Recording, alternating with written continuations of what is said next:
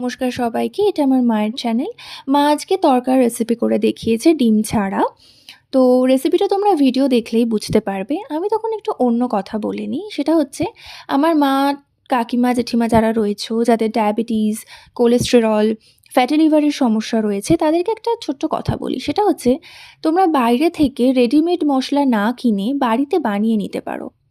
ধনে গুঁড়ো, জিরে গুঁড়ো, গরম মশলা গুঁড়ো আমাদের রোজ লাগে। তো সেটা বাড়িতেই শুকনো খোলায় ভেজে গ্রাইন্ড করে নিতে পারো।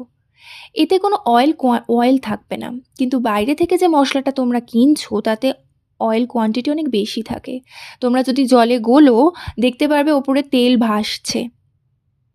এটা করতে বেশি সময়ও লাগে না, বিশ্বাস করো। অনেকেই হয়তো করেছো, কিন্তু যারা ট্রাই করোনি বা ভাবো যে অনেক সময় লাগবে, তারা অন্ততপক্ষে একবার ট্রাই করে দেখতে পারো। 10 থেকে 15 মিনিটের বেশি লাগে না।